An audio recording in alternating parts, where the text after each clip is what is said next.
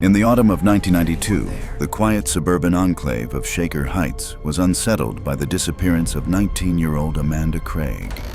She had vanished without a trace, leaving behind only her shoes by the door and the bewildering account of two 7-year-old twins.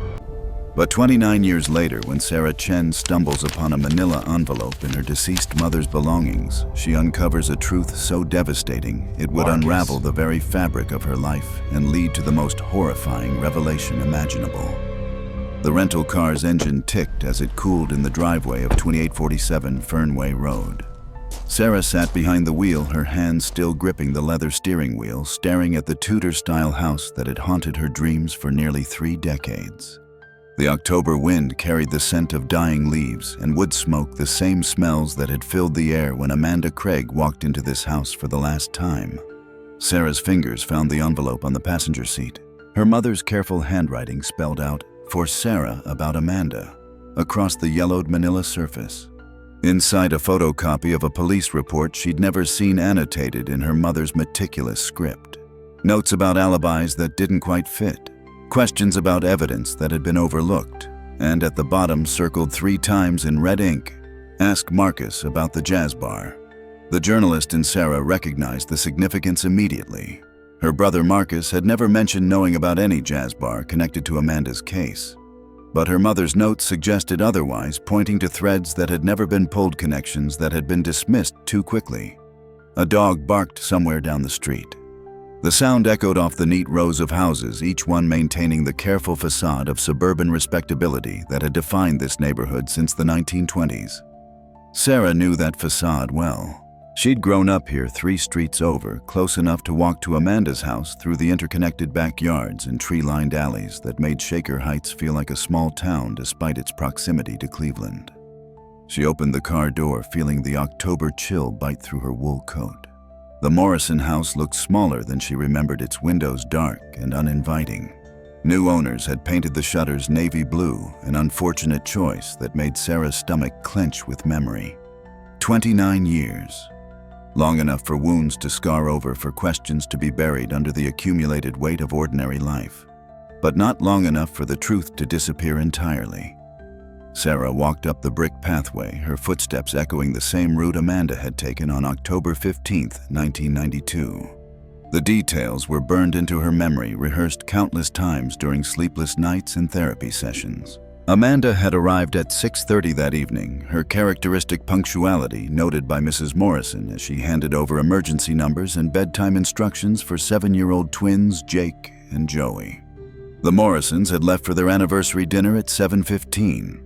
They returned at 11:45 to find the front door unlocked, the television still playing a late-night movie, and Amanda's sneakers, those distinctive white Reeboks with the untied laces she always wore, sitting neatly by the entryway, as if she'd just stepped out to check the mail. But Amanda was gone. The twins, found sleeping peacefully in their beds, had initially claimed to remember nothing. Only after gentle questioning by a child psychologist the next morning did Jake finally whisper about the man in blue who had come to the door. The man who had spoken quietly with Amanda in the hallway. The man who had told her she needed to leave with him. "Did you know the man?" the psychologist had asked. Jake had nodded solemnly. He said he was Amanda's friend. Joey, the more vocal twin, had added his own detail. "He wore the same clothes as Uncle Joe when he fixes things. Work clothes. Navy blue work clothes." Sarah pressed her palm against the front door, feeling the cold seep through the painted wood. She remembered sitting in this very spot the next morning, still wearing yesterday's clothes, her eyes red from crying and her voice hoarse from calling Amanda's name through every wooded lot and vacant house in the neighborhood. Marcus had been there too. She recalled his arm around her shoulders as police officers tramped through the Morrisons' living room, dusting for fingerprints that would reveal nothing useful. A curtain twitched in the window next door. Sarah caught a glimpse of an elderly woman's face before it disappeared. The neighborhood's collective memory was long, and Sarah Chen returning to Fernway Road would not go unnoticed. Word would spread quickly through the network of longtime residents who remembered when Amanda Craig's disappearance had transformed their quiet street into a circus of news vans and search parties. Sarah stepped back from the door, pulling her phone from her coat pocket. She scrolled to Marcus's number, her thumb hovering over the call button. Her mother's note echoed in her mind. Ask Marcus about the jazz bar. 29 years of questions. It was time for answers. Sarah didn't make the call. Instead, she found herself walking around to the side of the house where a narrow alley separated the Morrison property from their neighbors. The autumn air carried the sharp scent of mulched leaves and the distant hum of traffic from Shaker Boulevard. Her fingers traced along the brick foundation until she found what she was looking for, a small basement window, its glass reflecting the gray October sky. It was here, 13 months after Amanda's disappearance, that everything had changed. January 1994. A renovation crew hired by the new owners had been gutting the basement to install a home theater. Sarah remembered the phone call from Detective Morrison, no relation to the family, just an unfortunate coincidence of names, his voice carefully neutral as he explained what the workers had found behind a false electrical panel in the basement's north wall. A clear plastic bag wedged deep into the space between studs. Inside, a clump of auburn hair held together with a rubber band and a matchbook from Mel's Jazz Room on East 55th Street. The hair had yielded enough follicles for DNA testing, primitive by today's standards, but definitive enough. Amanda Craig's haircut with something sharp and clean. Not torn out in a struggle, but deliberately severed. The discovery had transformed the case overnight. Amanda hadn't simply vanished, she had been murdered. And whoever killed her possessed intimate knowledge of the Morrison house's construction, knew exactly where to hide evidence that wouldn't be discovered during a cursory police search, but would eventually surface when the walls were opened. Sarah crouched beside the basement window, peering through the grimy glass into the darkness below. The renovation crew had found something else that January morning, something the police reports had downplayed, but her mother's notes had highlighted in red ink. Tool marks around the electrical box. Precise cuts in the drywall that spoke of professional skill. Someone had installed that false panel with the same care and attention to detail that characterized the house's original wiring. The killer wasn't some random predator who had spotted Amanda through a window. This was someone who knew the house's layout, who had legitimate access to its electrical systems, who could work undetected in the basement while the family slept upstairs. Someone who wore navy blue work clothes and called himself Amanda's friend. Sarah stood brushing dirt from her knees. The basement window reflected her own face back at her, pale and determined. Behind that reflection, she could almost see the hidden panel, the careful hiding place that had kept Amanda's secret for over a year. The killer had made one mistake. He'd assumed the evidence would stay hidden forever. Sarah drove to the Shaker Heights Public Library, where she'd arranged to meet Detective Morrison, retired now, but still sharp at 73. He'd agreed to discuss the case over coffee, his voice on the phone carrying the weight of 3 decades spent chasing leads that led nowhere. The library's quiet corner table was scattered with manila folders, each one representing a life disrupted by Amanda's disappearance. 3 suspects, Morrison said, sliding a worn photograph across the table. We had 3 solid suspects, and somehow the bastard slipped right through our fingers. The first file belonged to Ray Kowalski, the Morrison family's handyman. A wiry man in his 40s with calloused hands and nervous eyes, Ray had installed the house's electrical updates just 6 months before Amanda's disappearance. His work orders showed multiple visits to the basement, long hours spent alone in the house while the family was at work and school. The same basement where Amanda's hair would later be discovered. Ray wore navy blue work shirts with his company's logo. He carried a full set of keys to the Morrison house. And on October 15, 1992, he'd called in sick to his regular job, claiming flu symptoms that no one could verify. Nervous as a cat in a thunderstorm, Morrison said, tapping Ray's mugshot. Sweated through 3 shirts during questioning, but his story never changed, and we couldn't break him. The second suspect was Derek Hoffman, Amanda's ex-boyfriend of 6 months. Their relationship had ended badly in August when Amanda discovered Derek following her to work, sitting in his car outside her apartment building, calling her friends to ask about her whereabouts. The final confrontation had occurred at the restaurant where Amanda worked weekends, Derek screaming accusations of infidelity while Amanda's manager threatened to call the police. Derek had been fired from his construction job 2 days before Amanda's disappearance. His roommate confirmed he'd been drinking heavily, talking obsessively about making Amanda understand that they belonged together. He drove a blue pickup truck and owned several sets of work clothes in various shades of navy and denim. The third file was thinner but more disturbing. Joe Morrison, uncle to the twins, brother to their father. Divorced, unemployed, and increasingly dependent on his brother's family for emotional and financial support. Joe had a key to the house and a pattern of dropping by unannounced, often late at night, claiming he couldn't sleep and wanted to check on his nephews. Sarah studied the three faces staring up from the table.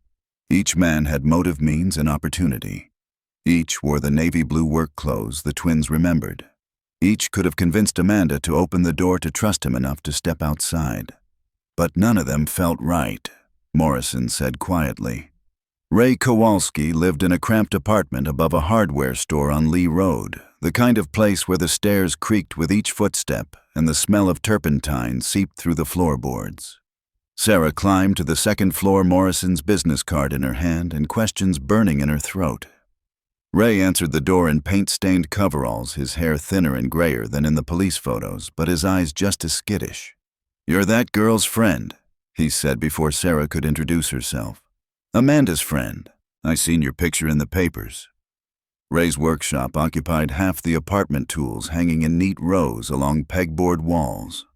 Electrical supplies filled plastic bins, wire nuts, junction boxes, the components of a trade he'd practiced for 40 years.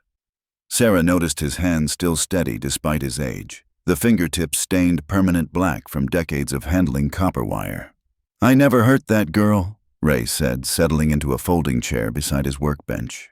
"Everybody thinks I did, but I never even talked to her, except to say hello when I was working at the house." But his work logs told a different story, Morrison had explained.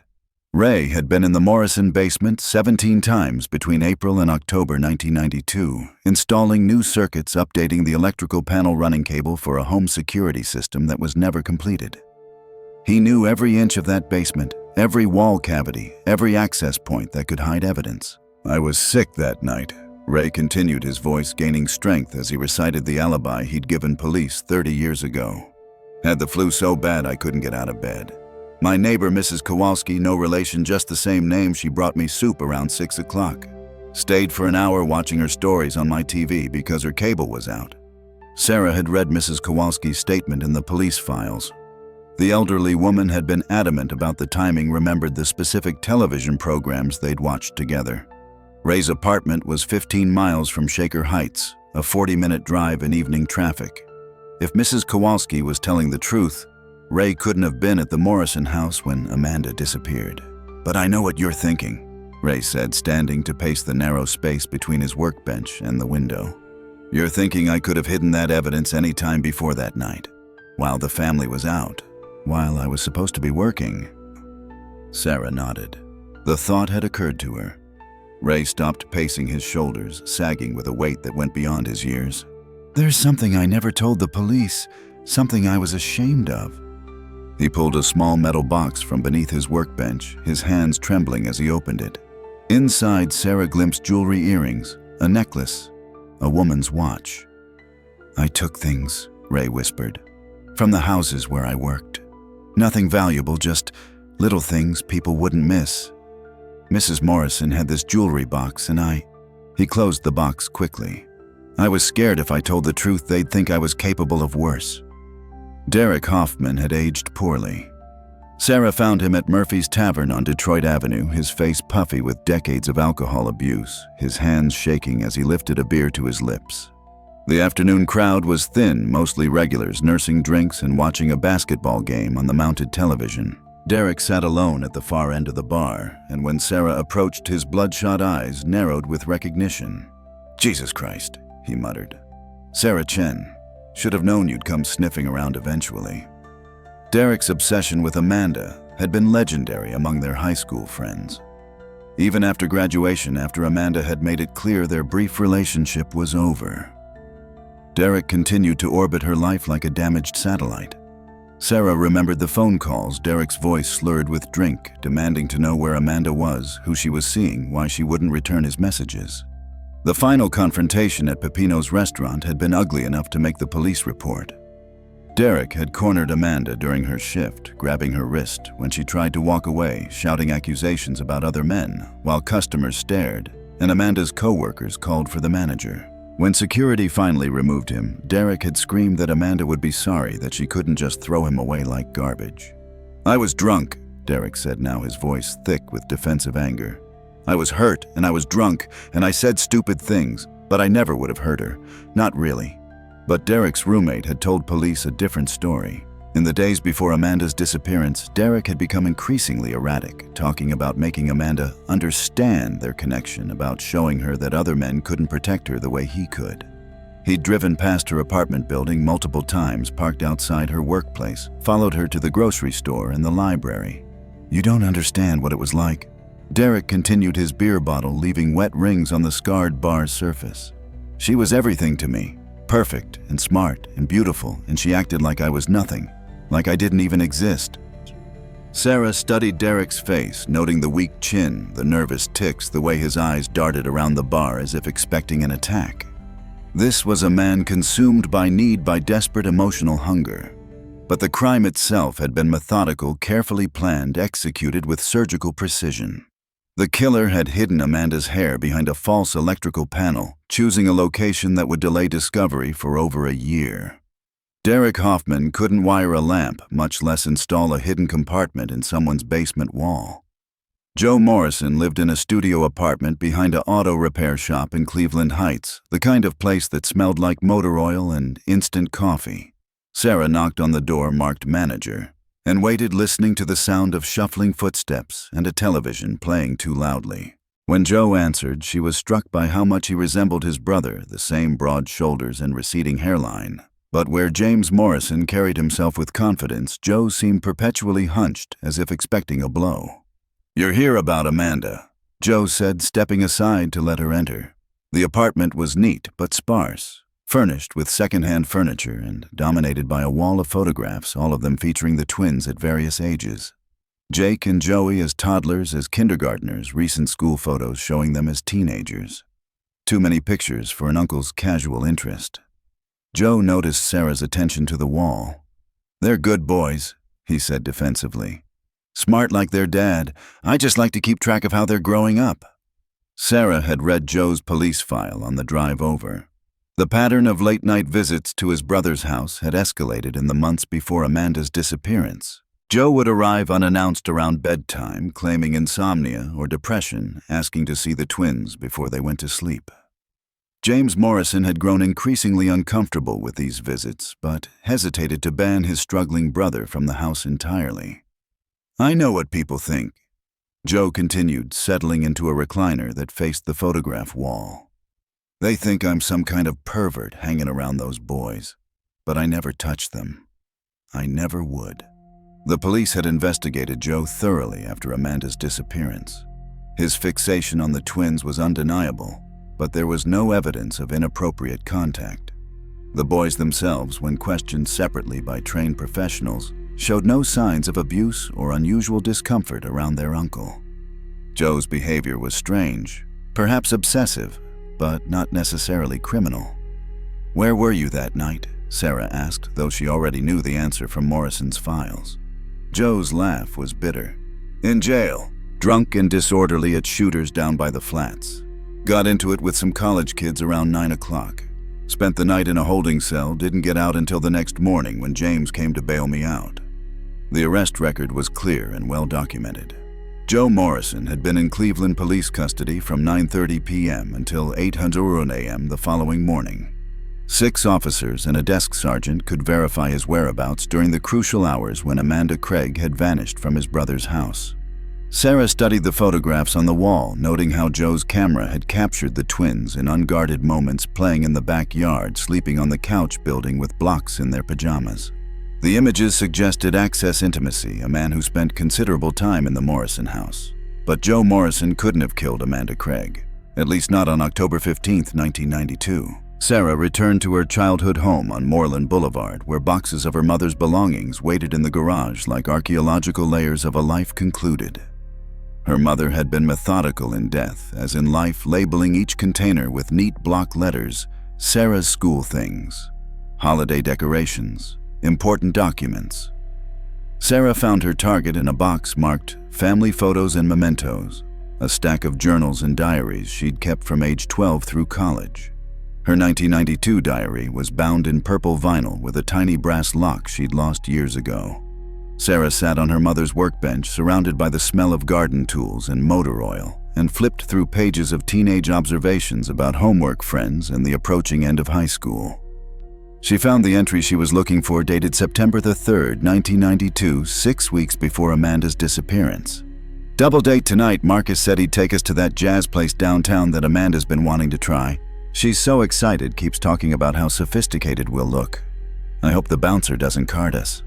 Marcus says not to worry, that the place is pretty relaxed about checking IDs if you're with someone older." Sarah's memory sharpened as she read her own words. Mel's Jazz Room on East 55th Street, the same establishment whose matchbook had been found with Amanda's hair. She could picture that night clearly now, Amanda in a black dress she'd borrowed from her older sister, nervous about looking mature enough for the smoky club atmosphere. Marcus had been 24, then already working construction and eager to impress his little sister's pretty friend with his knowledge of Cleveland's nightlife. The entry continued. "Amanda loved the music but thought the drinks were too strong.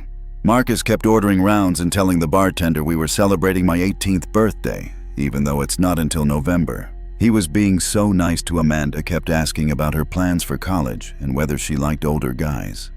I think he has a crush on her but doesn't want to say anything because she's my friend." Sarah's hands trembled as she turned the page. There, in purple ink that had faded to gray, was another detail she'd forgotten. Marcus knows all about the Morrison house because he's been working on houses in that neighborhood. He said he helped install their security system last month. Said the wiring in those old Tudor houses is really tricky, and you have to know what you're doing, or you could start a fire. The journal slipped from Sarah's fingers, landing on the concrete floor with a soft thud. Marcus had never mentioned working on the Morrison house. When Amanda disappeared, when police questioned everyone with access to the property, Marcus had said nothing about his involvement in their security system installation. Sarah stared at the open diary, her mother's words echoing in her memory. Ask Marcus about the jazz bar. Not just about knowing it existed, but about taking Amanda there, about establishing a connection that would later become evidence hidden behind a false electrical panel. Evidence that only someone with intimate knowledge of the house's wiring could have placed there. Sarah drove to the Cleveland Public Library's main branch downtown, where city records were stored in basement archives that smelled like old paper and neglect. The construction permits for Shaker Heights in 1992 filled 3 filing cabinets organized by street address and contractor name. Sarah's hands moved mechanically through the folders, searching for any mention of Morrison or Fernway Road, her mind still reeling from the diary's revelations. She found what she was looking for in a folder marked Residential Electrical, August 1992. A permit application for 2847 Fernway Road requesting approval to install a home security system and upgrade the electrical panel. The contractor's signature was barely legible, but the company name was clear, Brennan and Associates Construction. Below that in smaller print, Supervisor M. Chen. Marcus Chen. Her brother. Sarah photographed the document with shaking hands, then searched for additional permits bearing his name. What she found made her stomach clench with growing dread. Marcus had supervised electrical work on 6 different houses in the Morrisons' neighborhood between June and October 1992. The addresses formed a rough circle around Fernway Road, close enough for him to learn the area's rhythms, to observe the family's routines, to identify targets of opportunity. The library's microfiche machine hummed as Sarah scrolled through newspaper archives from late 1992. She found a small article dated October 20th in the Cleveland Plain Dealer's local section, Construction Worker Aids in Search for Missing Teen. The accompanying photograph showed Marcus standing with a group of volunteers outside the Morrison house, his face serious beneath a hard hat, his navy work shirt visible even in the grainy black and white image. The article quoted him extensively.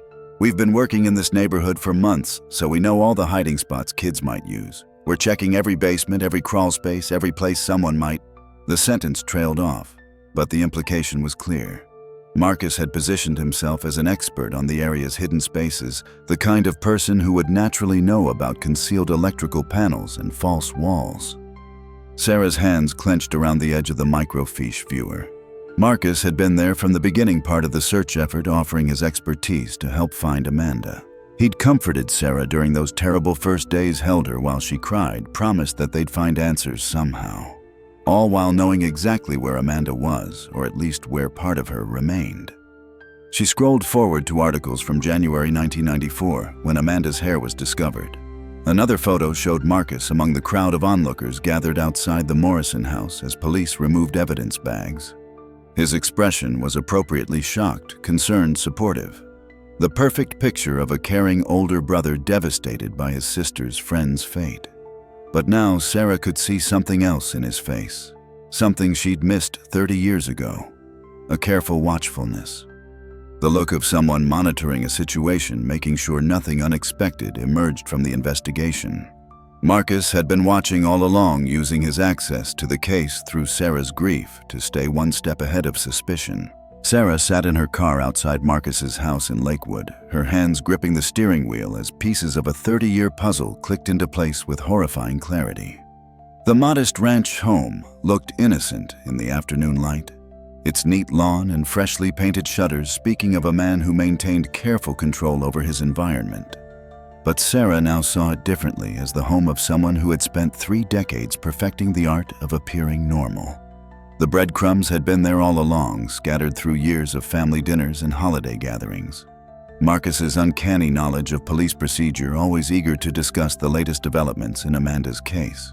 His gentle suggestions about which leads Sarah should pursue in her amateur investigation, steering her away from certain avenues while encouraging others. His comforting presence during her darkest moments, the reliable big brother who understood her pain because he'd loved Amanda too. Sarah pulled out her phone and scrolled through her recent calls with Marcus. 3 weeks ago, when she'd first found their mother's note about the jazz bar, she'd mentioned it to him casually during their weekly check-in. "Mom left some weird notes about Amanda's case," she'd said. "Something about asking you about a jazz bar." Marcus's response had been perfectly calibrated, surprised, but helpful.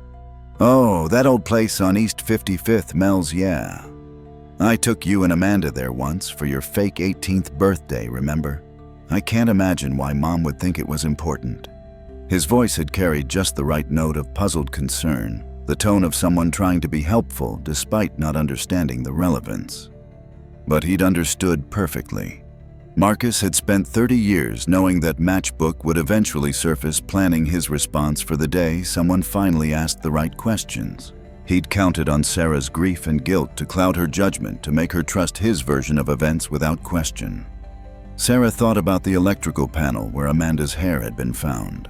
The precise cuts in the drywall, the professional installation that spoke of someone who knew exactly what they were doing. Marcus had supervised the Morrison house's security system installation, had legitimate access to every room, every wall cavity, every hiding place. He'd known the family's schedule, understood their routines, identified Amanda as a regular presence in their home. Most importantly, he'd recognized Amanda's trust in him. The twins had said the man in blue claimed to be Amanda's friend, and she'd believed him enough to leave the house willingly. Of course she had. Sarah's big brother Marcus, who'd taken them to jazz clubs and made them feel sophisticated, who worked construction and wore navy blue shirts and had legitimate reasons to be in the neighborhood. Sarah's phone buzzed with a text message. Marcus. "Hey sis, haven't heard from you in a few days. Everything okay?" She stared at the screen, her thumb hovering over the keyboard. For 30 years, Marcus had been monitoring her emotional state, ready to provide comfort and guidance whenever her investigation into Amanda's disappearance threatened to veer too close to the truth. Not anymore. Sarah didn't knock. She used the spare key Marcus had given her years ago, the one hidden beneath the ceramic frog beside his back door. The house was quiet, but light spilled from beneath the basement door. She could hear the familiar sounds of Marcus at work, the whir of a drill, the scrape of metal against wood, the methodical rhythm of someone who had turned construction into meditation. The basement workshop stretched across the entire foundation, lined with pegboard walls and metal shelving units filled with electrical components. Extension cords hung in neat coils. Wire strippers and voltage testers occupied labeled drawers. In the center of the space, Marcus hunched over a workbench, installing outlets in what appeared to be a decorative jewelry box. "Working late," Sarah said from the bottom of the stairs. Marcus looked up without surprise, as if he'd been expecting her. His hands continued their steady work feeding wire through tiny holes drilled with precision. "Sarah, I wondered when you'd figure it out." The admission hit her like a physical blow. No denials, no confusion, no protective big brother concern. Just the calm acknowledgement of someone who had been caught in a game he'd been playing for 3 decades. "Why?" The word came out as a whisper. Marcus set down his wire strippers and turned to face her fully. In the harsh fluorescent light, his face looked older, more angular, touched by something cold that Sarah had never noticed before. She was going to leave. College in California, some boy she'd met during orientation week. She showed me his picture that night at the jazz bar. Talked about how excited she was to start fresh somewhere new. Sarah felt her legs go weak. She gripped the stair railing, focusing on the sensation of wood grain beneath her palm. "That's not a reason to kill someone, isn't it?" Marcus's voice carried the patient tone he'd used when explaining difficult concepts during her childhood. "You didn't see how perfect she was, Sarah. How rare. Most people go through life never encountering true beauty, true grace. And she was going to throw it away on some college boy who'd forget her name in 5 years. The workshop suddenly felt smaller, the walls pressing closer.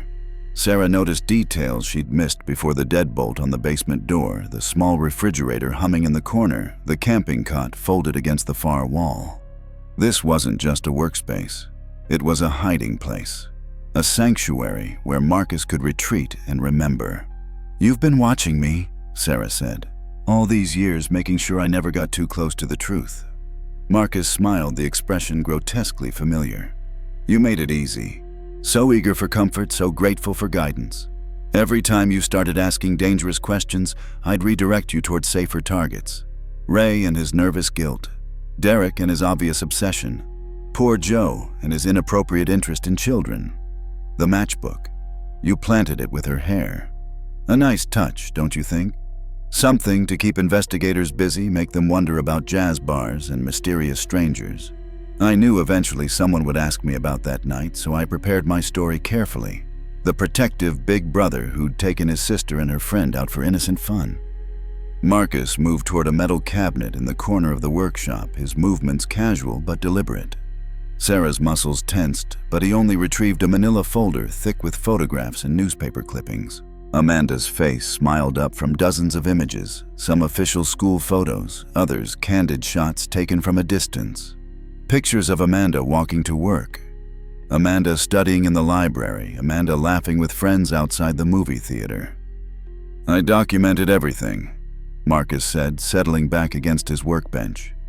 Her routines, her preferences, the way she tucked her hair behind her ear when she was thinking. I was preserving something precious. Sarah's voice came out strangled. "Where is she?" "Safe, peaceful." Marcus's fingers traced the edge of one photograph. "I built her a beautiful resting place, somewhere she'll never be disturbed. Somewhere I can visit her whenever I need to remember what perfection looks like." The basement felt airless, thick with 30 years of secrets. Sarah understood now why her mother had left those notes, why she'd circled Marcus's name in red ink. Somehow in her final months, their mother had begun to see the truth that grief had hidden from everyone else. "Mom knew," Sarah whispered. "Your mother was getting suspicious near the end. Started asking questions about my work schedule in 1992, wanted to see my old construction permits. I think the medication was clearing her mind, making her remember details she'd overlooked before." Marcus's voice carried genuine regret. "I was preparing to handle that situation when cancer took care of it for me." Sarah edged toward the stairs, but Marcus shifted position, blocking her path without seeming to. The movement was smooth, practiced like someone who had anticipated this moment for years. "You can't tell anyone, Sarah. You understand that, don't you? Amanda is finally at peace, and dredging up the past won't bring her back. It will only destroy our family, ruin everything we've built together."